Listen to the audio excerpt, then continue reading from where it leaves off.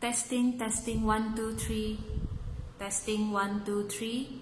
Sound check, testing, 1, 2, 3.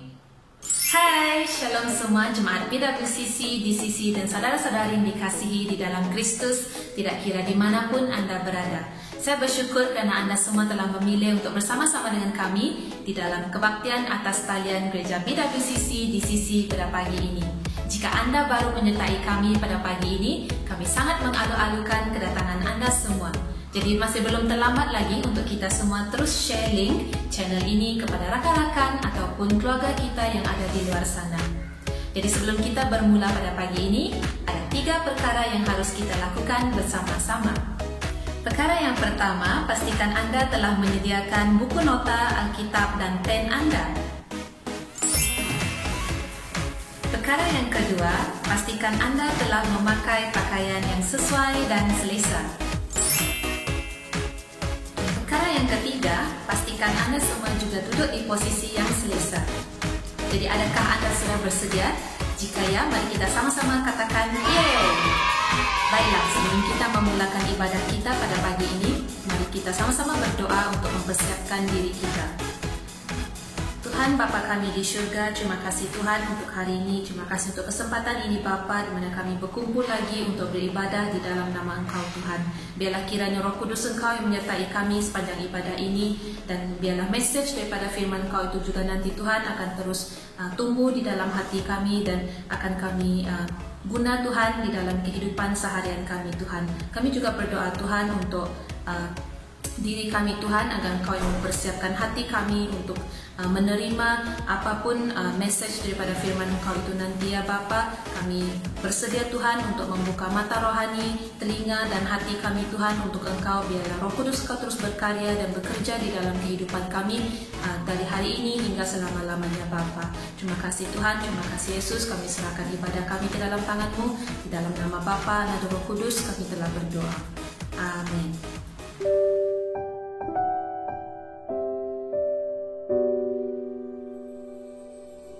Shalom kepada semua jemaat yang dikasihi di dalam Kristus. Pembacaan firman Tuhan kita diambil dari 2 Korintus 4 ayat 8 hingga 18. Demikian firman Tuhan. Dalam segala hal kami ditindas, namun tidak terjepit. Kami habis akal, namun tidak putus asa. Kami dianiaya, namun tidak ditinggalkan sendirian. Kami dihempaskan, namun tidak binasa. Kami senantiasa membawa kematian Yesus di dalam tubuh kami, supaya kehidupan Yesus juga menjadi nyata di dalam tubuh kami. Sebab kami yang masih hidup ini terus-menerus diserahkan kepada maut karena Yesus, supaya juga hidup Yesus menjadi nyata di dalam tubuh kami yang fana ini. Maka demikianlah maut kiat di dalam diri kami, dan hidup kiat di dalam kamu. Namun karena kami memiliki roh iman yang sama, seperti ada tertulis, aku percaya, sebab itu aku berkata-kata. Maka kami juga percaya, dan sebab itu kami juga berkata-kata. Karena kami tahu bahwa Ia yang telah membangkitkan Tuhan Yesus akan membangkitkan kami juga bersama-sama dengan Yesus. Dan Ia akan menghadapkan kami bersama-sama dengan kamu kepada dirinya. Sebab semuanya itu terjadi oleh karena kamu, supaya kasih karunia yang semakin besar berhubung dengan semakin banyaknya orang yang menjadi percaya, menyebabkan semakin melimpahnya ucapan syukur bagi kemuliaan Allah. Sebab itu, kami tidak tawar hati, tetapi meskipun manusia lahiriah kami semakin merosot, namun manusia batiniah kami dibaharui dari sehari ke sehari. Sebab penderitaan ringan yang sekarang ini mengerjakan bagi kami kemuliaan kekal yang melebihi segala-galanya, jauh lebih besar daripada penderitaan kami. Sebab kami tidak memperhatikan yang kelihatan, melainkan yang tak kelihatan. Karena yang kelihatan adalah sementara, sedangkan yang tak kelihatan adalah kekal. Demikian firman Tuhan. Tuhan Yesus memberkati.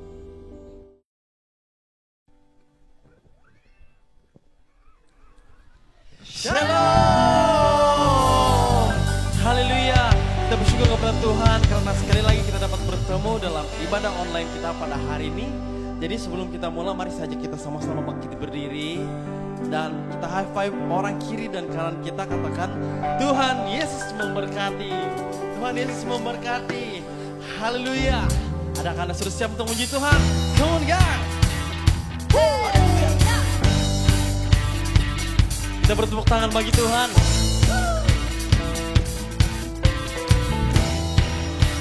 Come on.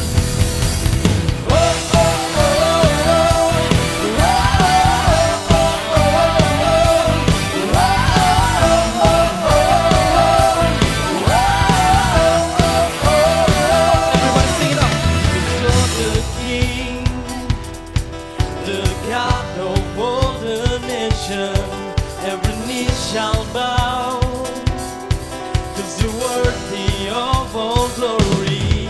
Jesus, you're forever.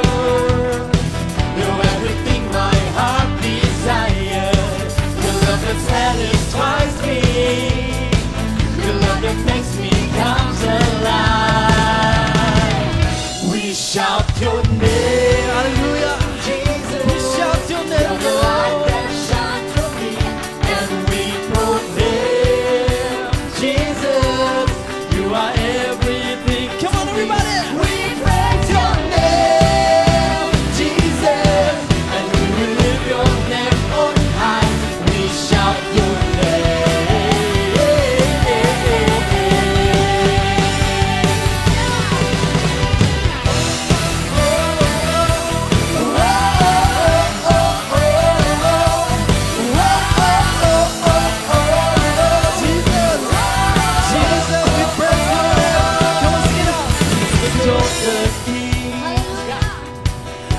God of all the nation, every knee shall bow, 'cause you're worthy of all glory. Jesus, you're forever. You're everything, everything my heart desires. Your love that satisfies me. Your love that makes me come alive. Shout your name, Jesus. You're the light that shines through me. Jesus, you are everything to me. Come on, we praise your name, Jesus, and we will lift your name on high. We shout your name. Hey, hey, hey, hey.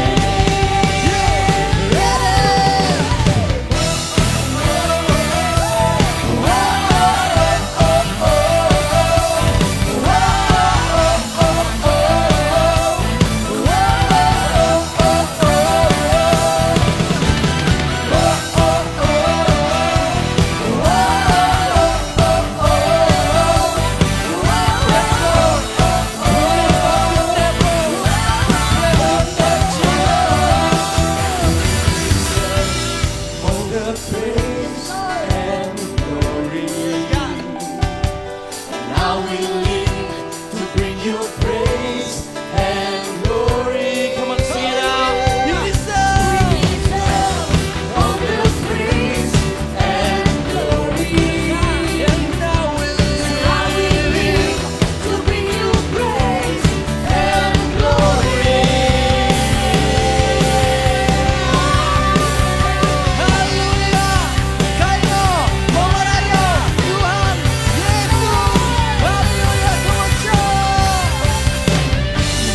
Oh Tuhan, oh bincianan yang pada sumilau, kau sabon isihonmu, waktu kasari. Kayo memerayo Tuhan Yesus. Iya oh Tuhan, oh bincianan yang kita laabon, lorahan kau koyo onggol, kau sianadu, kau sianadu. Mari kita memuji Tuhan Yesus. Haleluya. Kayo memerayo Yesus Kristus. Oh, oh, oh. Si kau iya hai, iya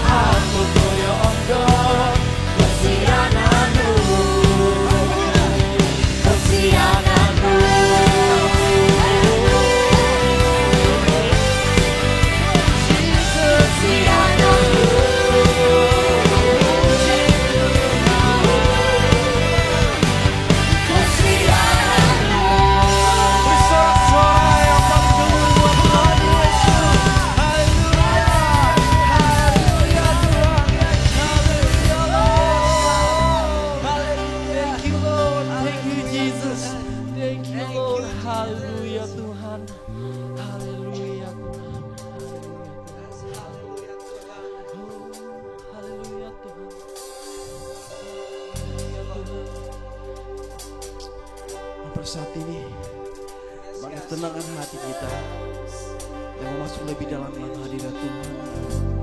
Kita mau merasakan kasih Tuhan.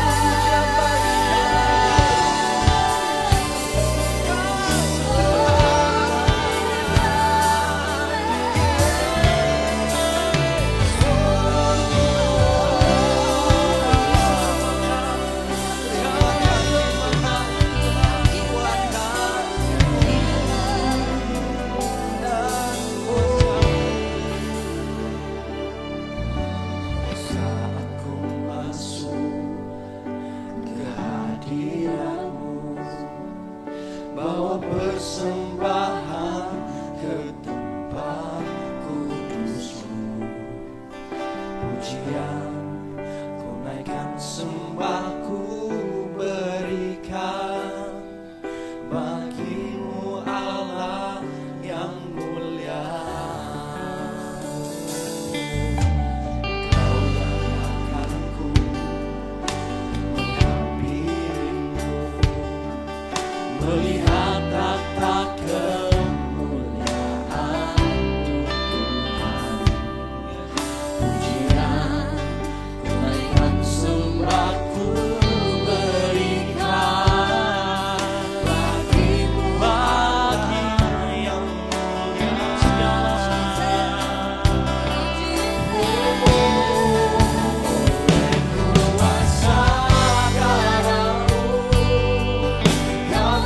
telah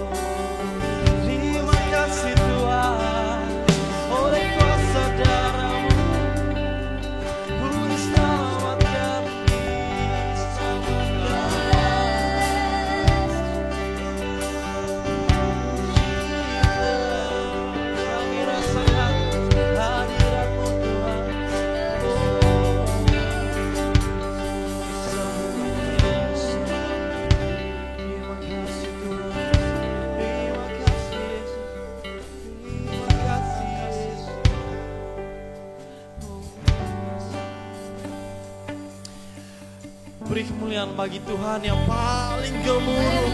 Haleluya. Sorak-sorai bagi Tuhan. Sorak-sorai bagi Tuhan. Sorak-sorai bagi Tuhan Yesus. Haleluya. Haleluya. Haleluya. Haleluya.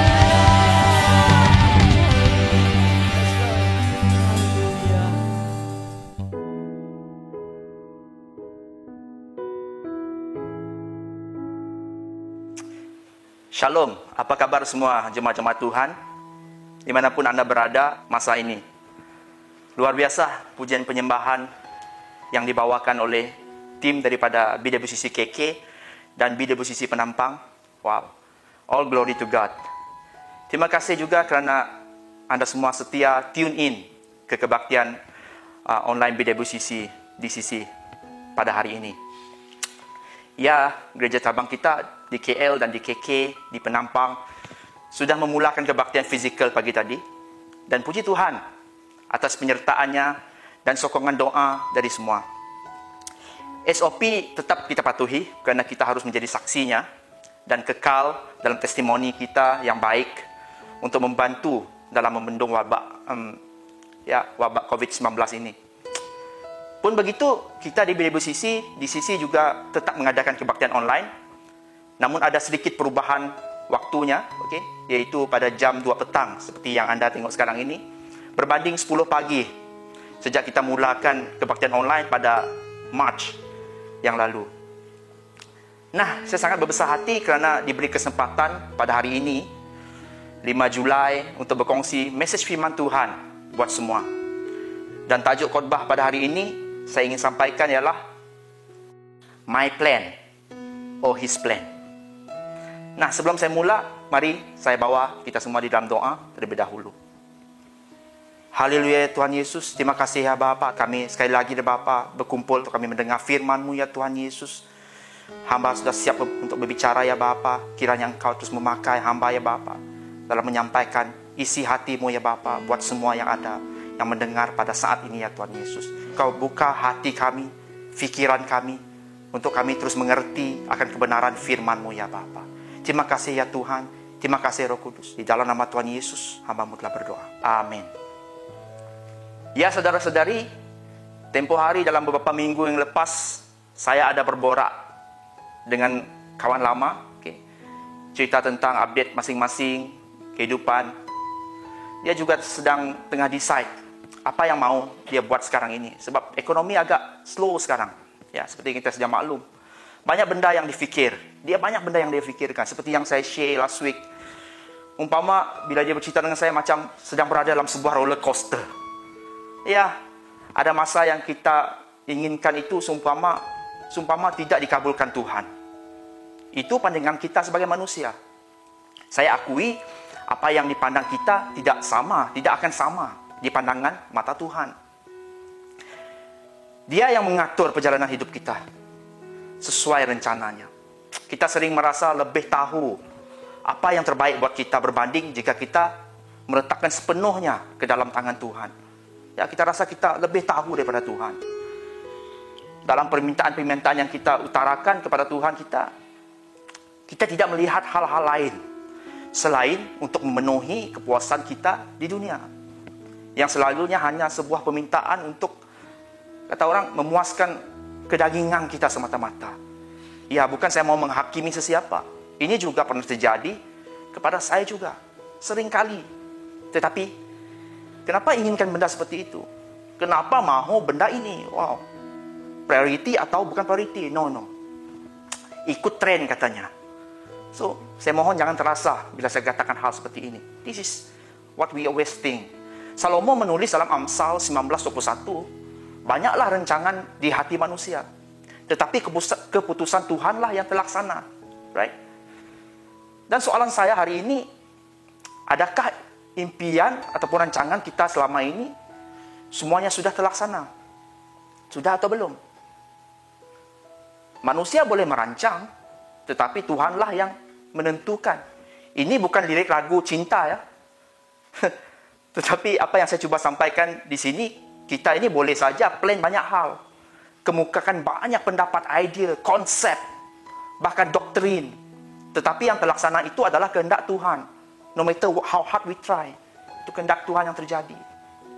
Dan ketika kita mengandalkan pengertian kita sendiri untuk menggenapi tujuan-tujuan kita, pada satu saat kita akan mengalami kesulitan, jalan buntu, dilema, dan paling sedihnya kegagalan. Ini perkara yang dialami oleh ramai orang. Tetapi ketika kita faham akan rencana-rencana Tuhan bagi hidup kita, kita akan dapat memenuhi segala keperluan yang hadir seiring dengan rancangan itu.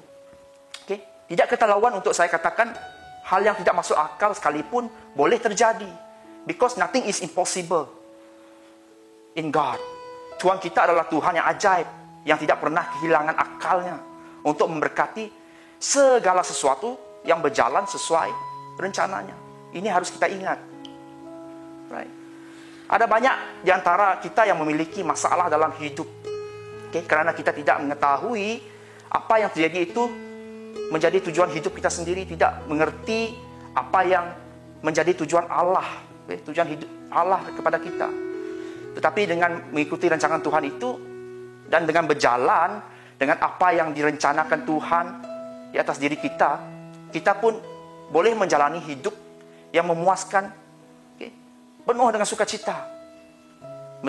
Meskipun kita sedang mengalami masalah sekalipun dalam prosesnya. Ya. Dan Yakobus menulis demikian.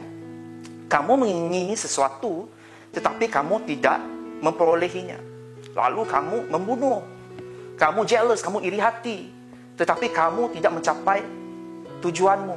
Lalu kamu bertengkar, dan kamu berkelahi, bergaduh.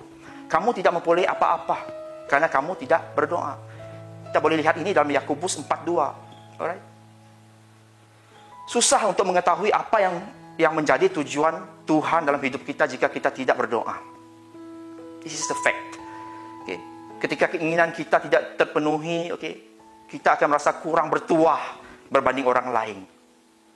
Perasaan seperti ini hanya mengarah kita kepada berbagai macam dosa pikiran kita. Kita menjadi dingin dengan Tuhan. Tidak ada hope lagi dengan Tuhan. Padahal itu semua benda itu terjadi karena kita tidak berdoa. Meminta hikmatnya agar kita mengetahui apa yang Dia rancangkan ke dalam hidup kita. Dan ada juga yang sudah berdoa siang malam, namun doa kita susah betul untuk terkabul karena kita masih hidup dalam dosa. Dan hanya terpusat pada pemuasan hawa nafsu semata-mata. Kita baca tadi dari sambungan Yakobus 4:2. Ini kata firman Tuhan. Atau kamu berdoa juga. Tetapi kamu tidak menerima apa-apa karena kamu salah berdoa. Sebab yang kamu minta itu hendak kamu habiskan untuk memuaskan hawa nafsumu. Itu dalam ayat 3 tadi. Right? So guys, serahkanlah perbuatan kita ini kepada Tuhan, maka terlaksanalah segala rancanganmu. Amsal 16:3 mengatakan. Dan ini merupakan sebuah pesanan yang penting. Sebuah pesanan yang penting untuk kita menyerahkan segala-galanya ke dalam rancangan Tuhan. Melakukan atau mengerjakan sesuatu yang sejalan dengan rencana Tuhan ini akan membawa kita kepada keberhasilan yang maksimum.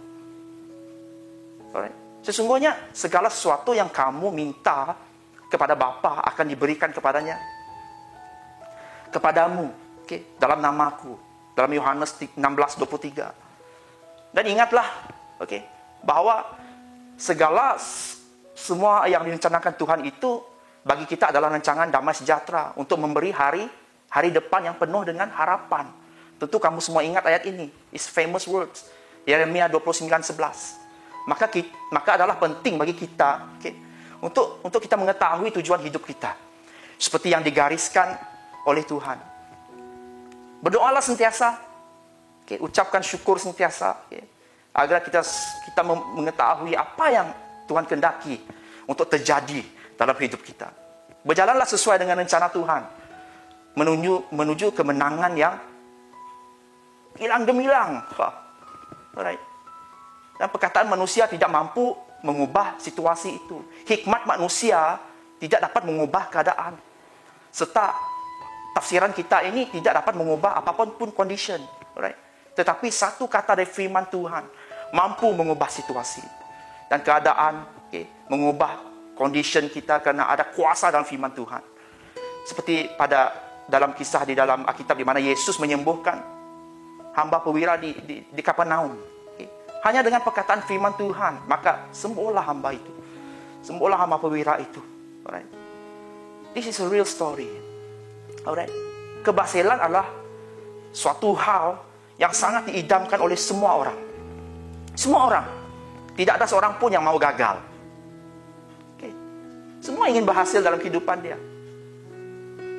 Dan saya ingin kita semua merujuk pada kisah di dalam kitab, yaitu dalam Kejadian 26:1-33. Ayat ini agak panjang, namun saya tidak sempat membacanya bersama-sama dengan Anda. Okay. Namun saya mahu Anda merujuk kepada ayat-ayat ini dan saya akan berkongsi beberapa poin melalui kisah tersebut.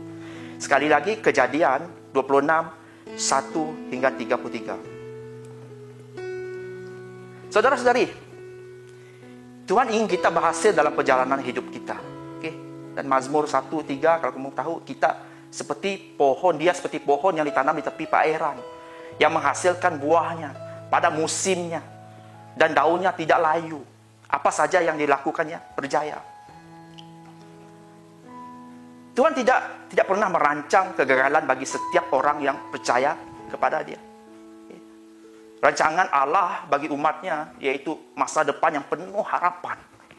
Ishak, Ishak adalah seorang yang berhasil meraih keberhasilan di masa yang sukar, yang sulit, karena ia diberkati Tuhan. Secara perhitungan manusia, secara logik, tidak mungkin pada masa yang sukar orang boleh menjadi kaya. Bahkan sekian lama, kian kaya. Sehingga ia menjadi sangat kaya. Kita lihat dalam Kejadian 26 ayat yang 13 tadi. Tetapi itulah yang dialami oleh Ishak. Apa rahasia? Apa rahasia di sebalik keberhasilan Ishak ini? Poin yang pertama. Dia menaruh hidupnya di bawah otoriti firman Tuhan. Firman Allah. Kisah di Kejadian 26:1-33 tadi. Di mana pada waktu itu terjadi kelaparan di Israel. Dan Tuhan menyuruh Ishak tinggal di Gerar. Dan melihat keadaan negeri Gerar tidak mungkin ia berhasil.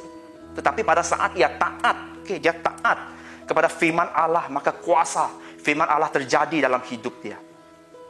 Firman Allah adalah kekuatan.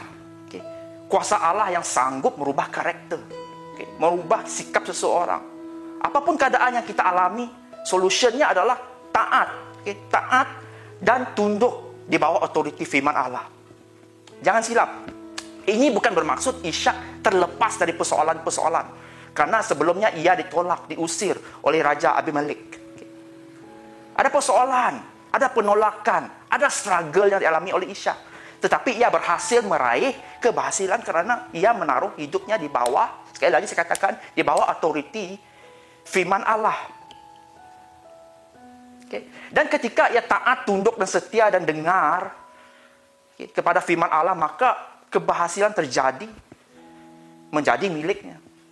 Ia taruh hidupnya di bawah otoriti firman Tuhan karena firman Allah adalah kekuatan yang menyelamatkan setiap orang yang percaya. Yang keduanya, dia bertindak dengan iman. Ishak bertindak dengan iman. Seperti yang kita ketahui dalam kisah itu, kita bacakan dalam Kejadian 26:1-33 tadi, keadaan di tanah Gerar pada masa itu sangat kering. Secara logik manusia, tidak mungkin tanah yang kering akan bertumbuh apa yang kita tabur itu dan kita tanam itu. Akan tetapi ia bertindak dengan iman, sehingga menaburlah ia dan mendapat hasil 100 kali lipat. Kejadian 26 ayat ke-12. Wow! Tidak percuma apa yang kita tabur untuk Tuhan. Asalkan kita beri dengan iman. Melakukan dengan iman percaya kita kepada Tuhan. Semuanya akan berhasil. Ini terjadi pada Ishak.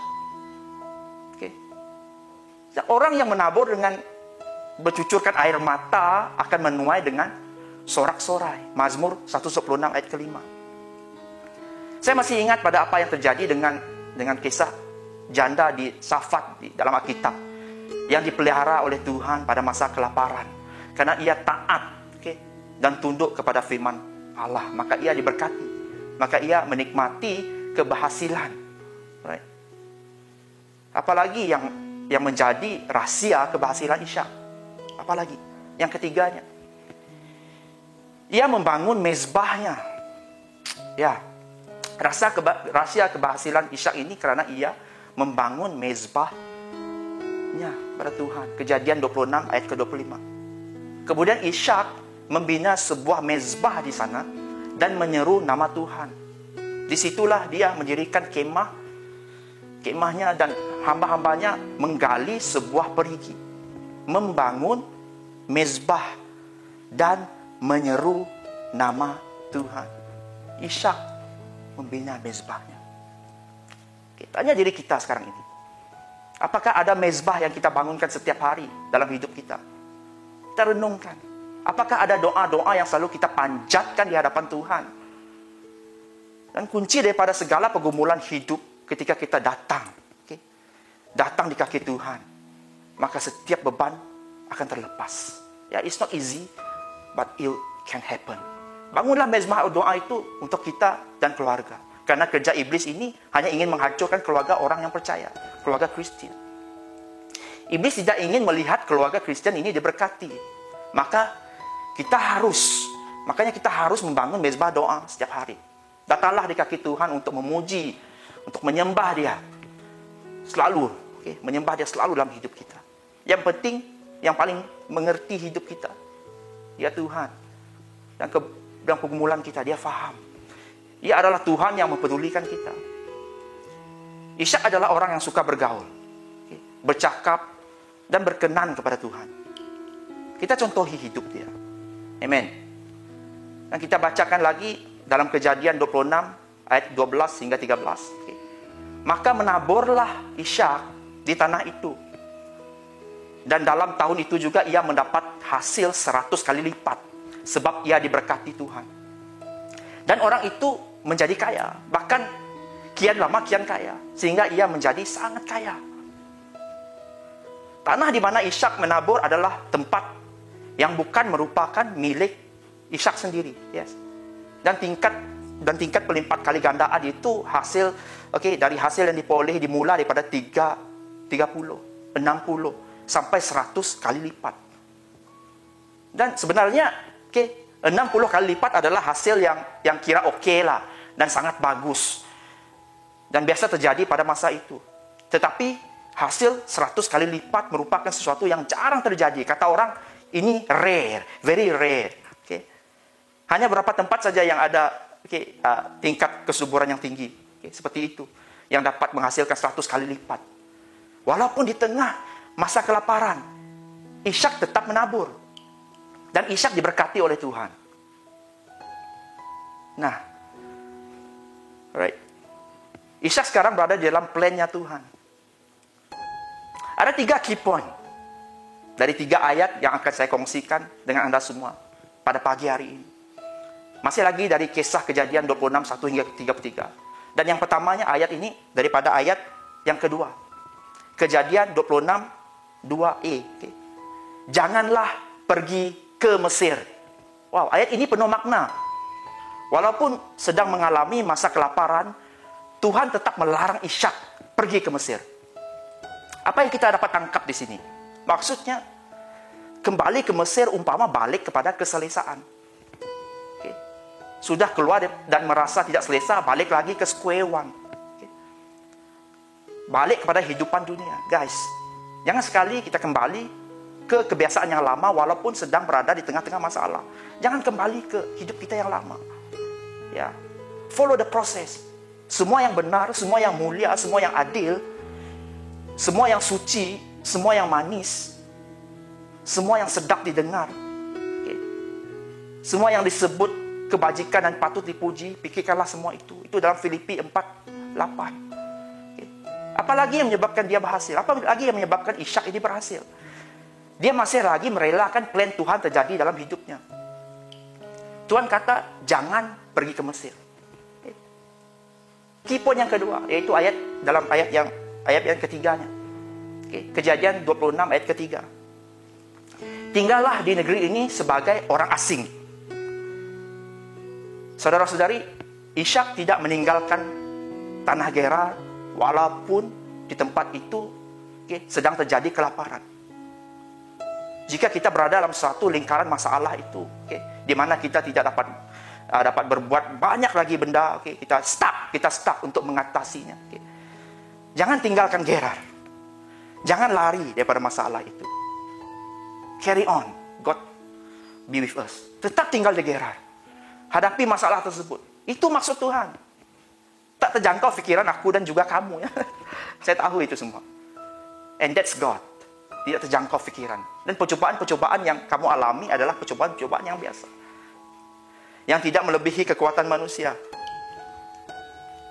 Sebab Allah setia. Dan karena itu Ia tidak akan membiarkan kamu dicobai melampaui kekuatan kamu. Dan pada waktu kamu dicobai, Ia akan memberikan kamu jalan keluar. Sehingga kamu dapat menanggungnya. 1 Korintus 10, 13. Dan poin yang ketiganya, dalam Kejadian 26 ayat ke-6. Tinggallah Ishak di Gerar. Poin ini. Sama seperti Abraham yang taat kepada firman Allah. Demikian juga Ishak melakukan hal yang sama. Dan pada akhirnya Ishak pun diberkati oleh Tuhan. Oh, sekali lagi. Taat pada firman-Nya, maka ia akan bertindak. Mazmur 37, 3, 5. Tuhan menjanjikan berkat 100 kali lipat. Berkat yang dimaksudkan adalah apa yang tidak pernah dilihat oleh mata dan tidak pernah didengar oleh telinga. Dan yang tidak pernah timbul dalam hati manusia. Semua yang disediakan Allah untuk mereka yang mengasihi Dia. 1 Korintus 2 ayat 9. Now, my plan or His plan. Hiduplah di dalam Kristus. Jangan lari daripada masalah. Hadapi masalah yang ada. Taat dan percaya pada firman-Nya. Pegang janjinya. Nantikan Tuhan. Yesus sendiri menegaskan. Yesus sendiri menegaskan bahwa di luar aku, kamu tidak dapat berbuat apa-apa. Ini Yohanes 15 ayat ke-5. Jika demikian, masihkah kita mahu berkeras dan mengandalkan kekuatan kita sendiri dan tidak mahu mengakui kebesaran kuasa Tuhan? Masihkah kita mau seperti itu? Walaupun Yesus sudah menegaskan hal demikian. Dan orang yang sentiasa mengandalkan Tuhan dan melibatkan Dia dalam segala aspek kehidupan dia adalah orang yang menyadari yang dia tidak dapat berbuat apa-apa di luar Tuhan. Come on. Hati manusia memikirkan jalannya. Tetapi Tuhanlah yang menentukan arah langkahnya. Amsal 16 ayat ke-9. Kalau kita ingin berhasil, sukses seperti apa yang dialami Ishak, maka lakukanlah 3 hal. 3 hal yang tersebut yang telah saya sharekan tadi. Apa hal itu? Apakah 3 hal itu? Menaruh hidup kita di bawah otoriti firman Allah. Yang keduanya, bertindak dengan iman. Bangunlah mezbah doa setiap hari. 3 hal ini, maka keberhasilan itu akan menjadi milik kita.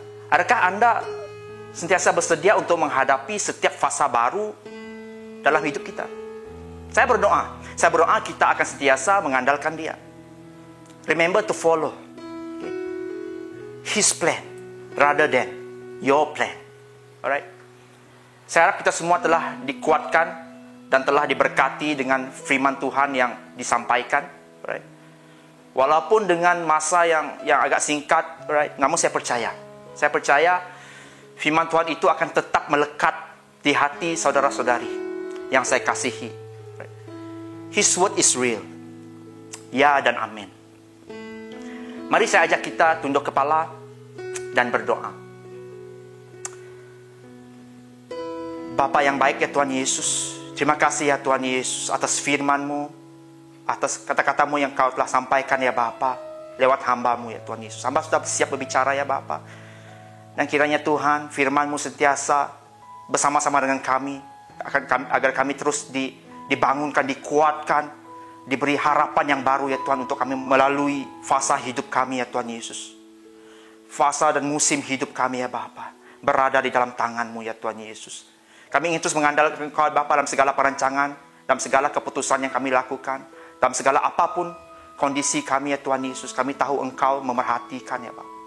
Engkau memberikan kami jalan keluar ya Bapa dalam setiap pencobaan yang kami hadapi ya Bapa. Terima kasih ya Tuhan.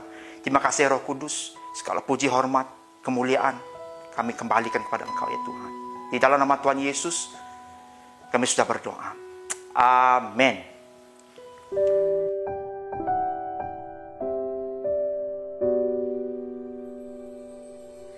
Shalom semuanya, saya percaya kita sudah diberkati dengan firman Tuhan yang disampaikan oleh Pastor Andy sebentar tadi. Nah, sekarang masanya untuk kita memberi, kita mau membawa uang persembahan, perpuluhan, janji iman kita kepada Tuhan. Tapi sebelum itu saya ingin mengungsikan firman Tuhan yang saya ambil dari Filipi pasal yang keempat ayat 14 sampai ayat yang ke-20. Nah, saya tidak akan membacakan keseluruhan teks ini karena ia agak panjang, tetapi sedikit summary tentang teks ini adalah Rasul Paulus menuliskan ucapan terima kasih kepada jemaat di Filipi atas pemberian mereka. Nah, ada 4 hal yang saya boleh kongsikan buat kita hari ini mengenai pemberian daripada teks ini. Yang pertama, saya ambil daripada ayat 14 di mana Rasul Paulus menulis seperti ini. Kamu mengambil bahagian di dalam kesusahanku. Nah, bagaimana ini terjadi? Jemaat Filipi memberi kepada Paulus ketika Paulus di dalam kesusahan. Dan Rasul Paulus mengatakan mereka mengambil bahagian dalam kesusahan Paulus. Dengan kata lain, mereka menjadi berkat bagi Paulus. Nah, hari ini ketika kita memberi, adakah kita juga menjadi berkat bagi orang lain? Yes dan amin. Bagaimana caranya? Keuangan yang kita kumpulkan bukan saja digunakan untuk pengurusan gereja, tetapi juga digunakan untuk memberkati orang-orang yang memerlukan di luar sana. Nah, dengan kata lain, kita secara tidak langsung juga menjadi berkat bagi orang lain yang memerlukan melalui pemberian kita. Yang kedua, saya ambil daripada ayat yang ke-17 di mana Rasul Paulus mengatakan seperti ini, yang kuutamakan bukanlah pemberian kamu, tetapi buah yang memperbesar keuntunganmu. Wow, apa yang dimaksudkan oleh Rasul Paulus tentang buah dari pemberian? Percayakah Anda bahwa ketika Anda memberi, ketika Anda di bumi ini, engkau sedang mengumpul hartamu di sorga. Kita sedang invest kepada kehidupan kita yang kekal di sorga satu hari nanti. Engkau memberi hari ini, ketika kita menabur di bumi ini, kita sedang invest kepada kehidupan kita, harta kita di sorga. Amin semuanya. Dan yang seterusnya di dalam ayat yang ke-18, persembahan dan korbanmu disukai dan menyenangkan Allah. Saya percaya bahwa ketika kita memberi hari ini, kita sedang menyenangkan hati Tuhan. Amin. Di dalam 2 Korintus dikatakan, Tuhan mengasihi orang yang memberi dengan sukacita. Nah, ketika kita membawa persembahan kita kepada Tuhan hari ini, kita bawa dengan sukacita, kita bawa dengan penuh kerelaan hati. Saya percaya kita sedang menyenangkan hati Tuhan. Amin. Dan yang terakhir di dalam ayat yang ke-19 dikatakan, keperluanmu dipenuhi. Keperluanmu dipenuhi.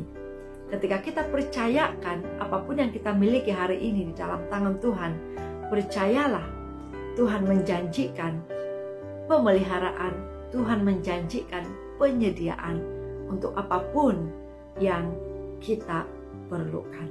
Amin. Tuhan tahu apa yang kita perlukan. Jauh di depan kita, Tuhan tahu apa yang kita perlukan. Bahagian kita adalah kita setia dalam hal pemberian kita. Kita menguruskan apapun yang Tuhan percayakan buat kita. Kita kembalikan hak Tuhan. Dan saya percaya kita hidup di dalam damai sejahtera karena ada penyediaan daripada Tuhan kita. Amin. So, hari ini mari kita memberi dengan penuh sukacita. Kita memberi dengan kerelaan hati kita. Karena Tuhan disenangkan dengan orang-orang yang memberi dengan sukacita. Mari kita berdoa.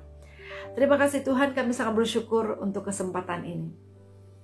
Kami sangat bersyukur Tuhan, hari ini kami dapat membawa persembahan persepuluhan kami, janji iman kami kepada Engkau Tuhan. Terima kasih Tuhan buat firman-Mu yang menjadi reminder bagi kami Tuhan. Dan kami tahu Bapa, ketika kami memberi, Engkau Tuhan mengizinkan kami menjadi berkat bagi orang lain. Ketika kami memberi Tuhan, Kau menjanjikan Tuhan penyediaan untuk apapun yang kami perlukan. Ketika kita memberi hari ini, ketika kami memberi hari ini Tuhan Yesus, Engkau disenangkan.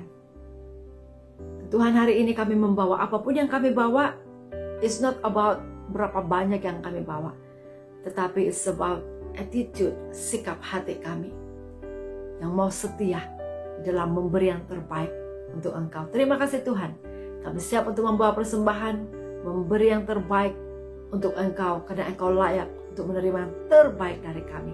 Dalam nama Tuhan Yesus, kami sudah berdoa. Semua yang percaya sama-sama kita katakan, amin. Selamat memberi, Tuhan memberkati.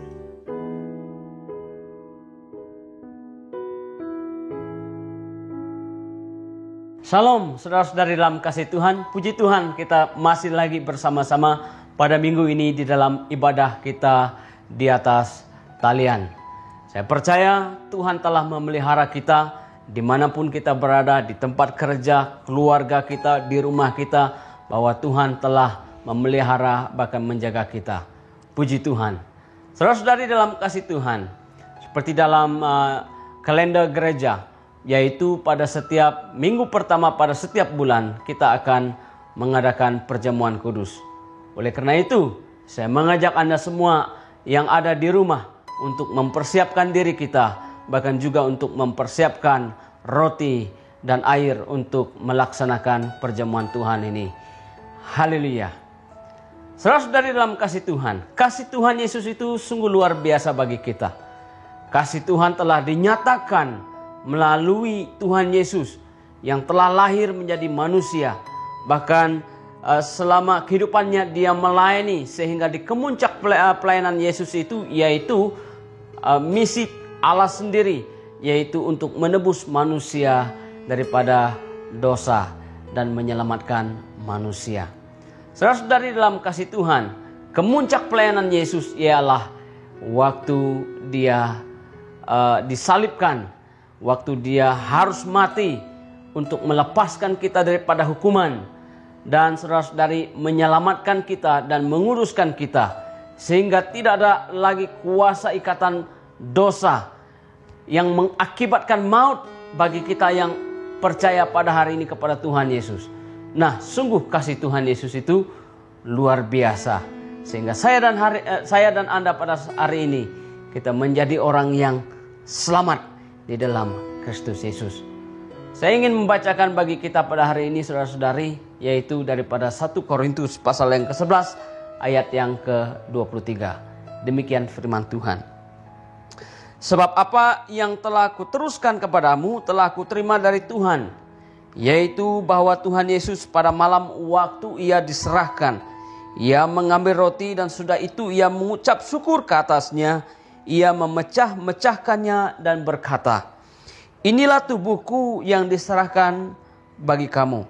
Perbuatlah ini setiap kali kamu memakannya sebagai peringatan akan aku.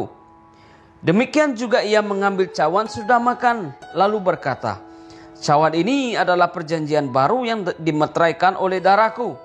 Perbuatlah ini setiap kali kamu meminumnya menjadi peringatan akan aku. Ayat yang ke-26.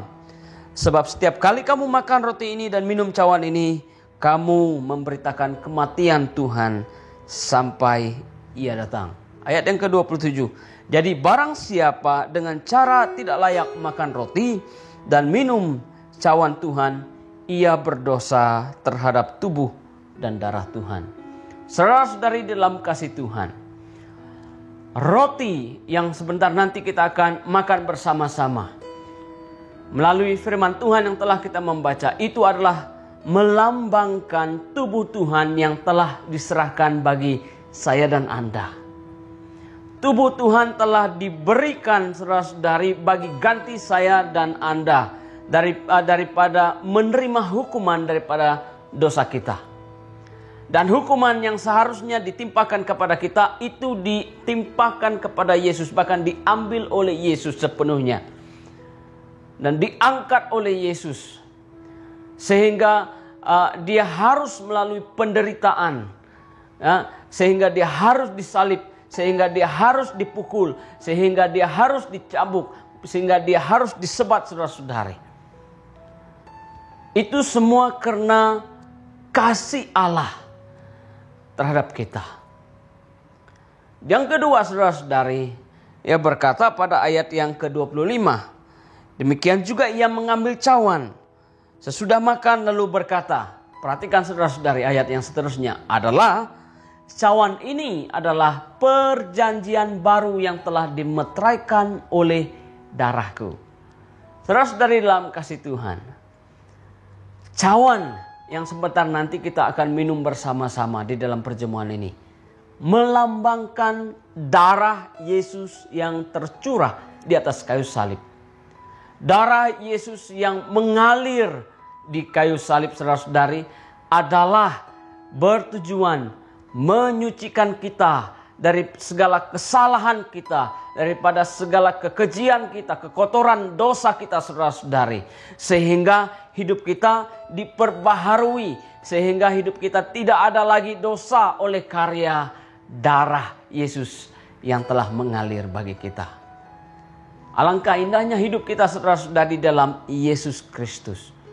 Dulunya kita kotor, keji, penuh dengan dosa. Tetapi sekarang oleh darah Yesus hidup kita suci. Sehingga kita beroleh persekutuan dengan Allah sendiri, dengan Yesus sendiri, saudara-saudari.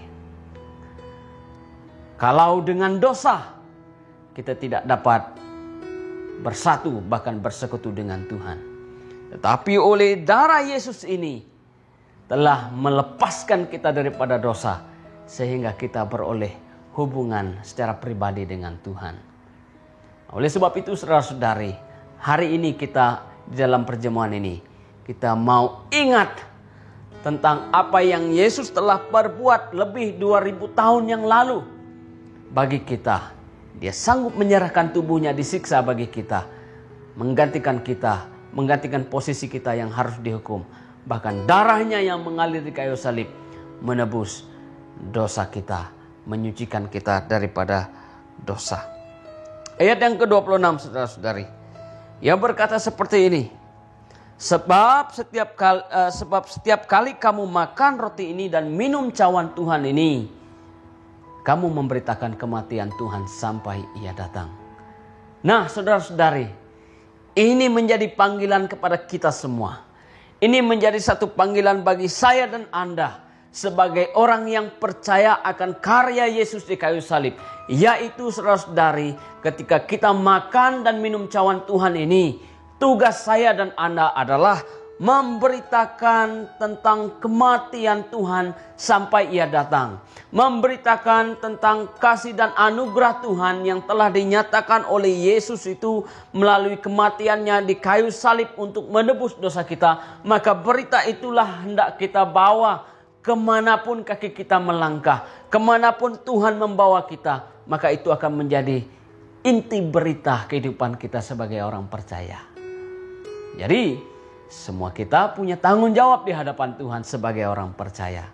Dan saya berdoa hari ini supaya kita menjadi orang yang excellent, melayani Tuhan, menjadi saksi Tuhan, yaitu memberitakan kematian Tuhan sampai ia datang dimanapun kita berada. Ayat yang seterusnya, yang ke-27, justru ayat ini merupakan satu panduan. Ya, bagaimana ataupun siapakah yang boleh terlibat di dalam perjamuan Tuhan. Karena saudara-saudari, kalau tidak ada panduan ini, ya, kalau kita tidak mengerti tubuh dan darah Tuhan ini, maka kita berdosa terhadap tubuh dan darah Tuhan, dan kita tidak mau itu berlaku terhadap kita. Ayat yang ke-27 berkata, jadi barang siapa dengan cara yang tidak layak makan roti dan minum cawan Tuhan ini, ia berdosa terhadap tubuh dan darah Tuhan. Orang yang layak terlibat di dalam perjamuan Tuhan ini adalah orang yang telah mengaku Tuhan Yesus sebagai Tuhan dan Juru Selamat secara pribadi. Orang yang mengaku Tuhan Yesus sebagai Tuhan dan Juru Selamat secara pribadi adalah orang yang telah mengaku bahkan menerima karya penyaliban Tuhan di kayu salib sehingga itu menebus kita pada hari ini. Jadi saudara-saudari, ini menjadi satu panduan bagi kita semua. Kalau Anda telah menerima Yesus sebagai Tuhan dan Juru Selamat secara pribadi, kamu diundang bersama-sama di dalam perjamuan ini. Saudara-saudari dalam kasih Tuhan, mari kita persiapkan hati kita sebentar sebelum kita mengambil bahagian daripada perjamuan ini. Mari kita berdiam seketika.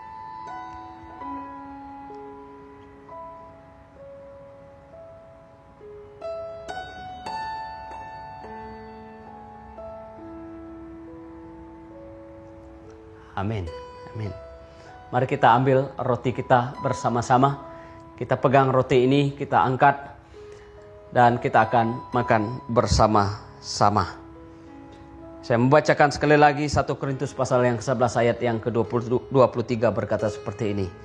Sebab apa yang aku teruskan kepadamu telah aku terima daripada Tuhan, yaitu bahwa Tuhan Yesus pada malam waktu ia diserahkan, ia mengambil roti dan sudah itu ia mengucap syukur ke atasnya. Ia memecah-mecahkannya dan berkata, inilah tubuhku yang diserahkan bagi kamu. Perbuatlah ini menjadi peringatan akan aku. Mari kita makan bersama-sama.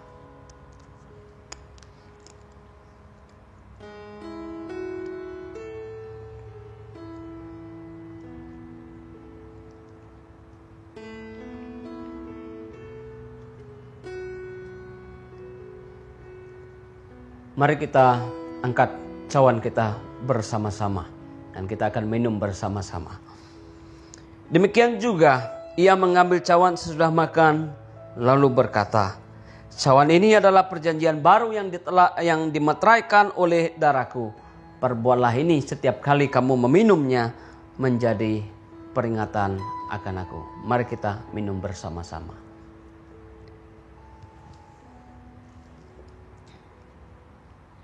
Mari kita berdoa.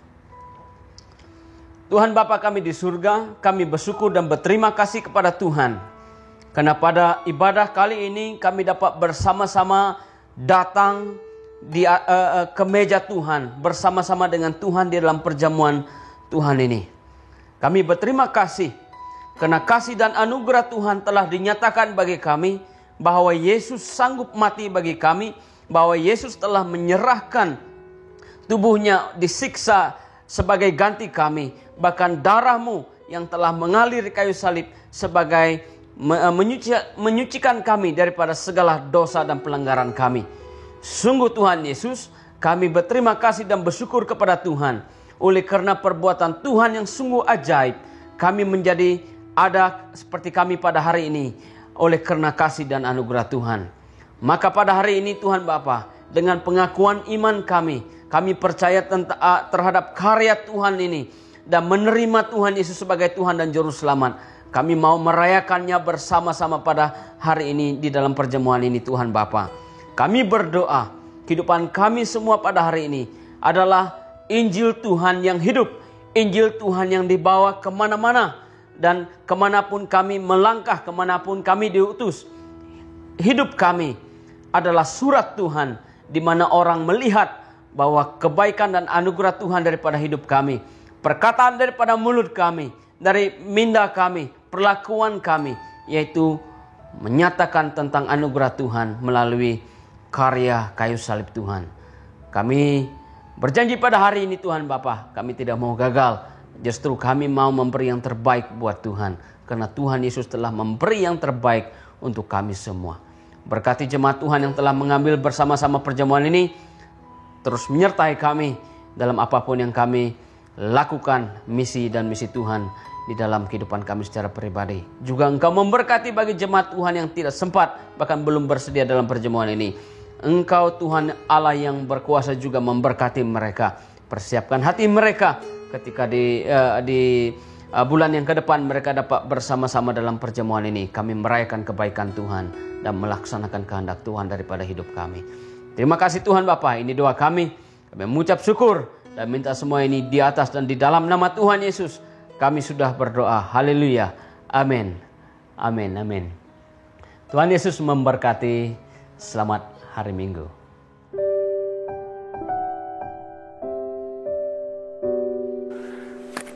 Shalom, haleluya, puji Tuhan.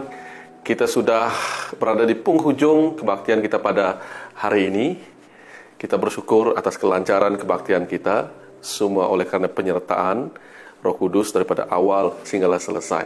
Nah, terima kasih kepada semua yang telah melayani, yang telah mempersiapkan kandungan kebaktian kita pada hari ini. Dan terima kasih juga kepada setiap jemaat yang mengikuti kebaktian online kita. Saya percaya walaupun ini hanya kebaktian secara online, tetapi hadirat Tuhan tetap nyata dimanapun Anda berada. Nah, doa saya, lawatan Tuhan akan mengalir ke dalam rumahmu, tempat kediamanmu, di dalam bilikmu, bersama dengan keluarga Anda, bersama dengan kawan-kawan Anda, sahabat Anda, bersama dengan gereja Anda, dan bersama dengan sesiapapun yang Anda sedang layani ataupun orang yang Anda kasihi. Saya percaya Tuhan punya rencana yang dahsyat dan luar biasa, walaupun di dalam tempoh keadaan dunia sedang menghadapi wabak yang sedang menular seperti yang semua orang sudah tahu, yaitu COVID-19. Kita terus berdoa supaya penyakit ini atau virus ini akan dapat dihancurkan. Kan kita percaya sebagai orang yang beriman, dalam nama Yesus ada kuasa. Amin. Dan Tuhan akan memulihkan. Saya pasti Tuhan akan memulihkan keadaan kita dan keadaan di dunia ini. Amin, saudara. Nah, mari saya mengajak kita semua untuk bangkit berdiri, dan saya akan memimpin kita di dalam doa penutupan. Nah, kita angkat kedua belah tangan kita bersama-sama. Siap? Nah, kita terima berkat ini. Haleluya. Tuhan memberkati engkau dan melindungi engkau. Tuhan menyinari engkau dengan wajah-Nya dan memberi engkau kasih karunia. Tuhan menghadapkan wajah-Nya kepadamu dan memberi engkau damai sejahtera. Tuhan akan memerintahkan berkat atasmu di dalam pekerjaan dan di dalam segala usahamu. Ia akan memberkati engkau di negeri dan tanah yang diberikan kepadamu. Tuhan akan menetapkan engkau sebagai umat pilihan-Nya yang kudus, seperti yang dijanjikannya dengan sumpah kepadamu. Jika engkau berpegang pada perintah Tuhan, Tuhan akan melimpahi engkau dengan kebaikan dalam keturunanmu, dalam hasil pekerjaanmu, dalam keluargamu, dan dalam anak-anakmu. Tuhan akan membuka bagimu perbendaharaan-Nya yang melimpah. Tingkap-tingkap langit akan dibukakan untuk memberkatimu. Tuhan akan mengangkat engkau menjadi kepala dan bukan menjadi ekor. Engkau akan tetap naik dan bukan turun. Tuhan akan memberkati engkau dengan hikmat, dengan pengetahuan, dengan kebijaksanaan, sehingga setiap keputusanmu akan menjadi keputusan yang berkuasa. Maka segala bangsa di bumi akan melihat bahwa nama Yesus telah disebut atasmu, dan mereka akan mengenal Kristus melalui hidupmu, pelayananmu, dan kesaksianmu. Dalam nama Allah Bapa, Anak, dan Roh Kudus, kami telah berdoa dan bersyukur. Yang percaya katakan, amin. Sampai di sini saja kebaktian kita pada kali ini. Tuhan memberkati.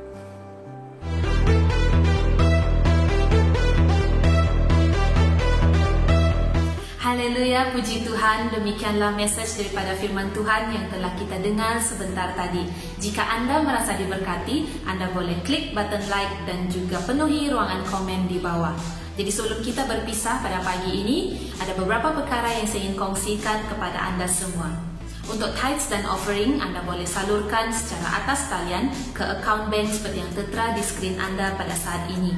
Selain daripada itu, kita juga akan mengadakan Jom Pray Together pada setiap hari Rabu pada pukul 8 malam, di mana kita akan berdoa bersama-sama dan anda digalakkan untuk mengisi prayer request form yang telah disediakan untuk menyatakan bahan doa anda. Selain daripada itu, kita juga mengadakan Jom Gather ataupun JG dan Jom Multiply pada setiap minggu, di mana kita akan belajar firman Tuhan dengan lebih dalam lagi. Anda boleh menghubungi leaders gereja BWCC di sisi yang berdekatan dengan anda untuk mendapatkan maklumat yang lebih lanjut. Jadi sebelum kita berpisah, sekali lagi saya ingin mengucapkan terima kasih dan sehingga kita berjumpa lagi pada minggu hadapan di hari dan waktu yang sama. Stay home, stay safe, stay alive. Bye!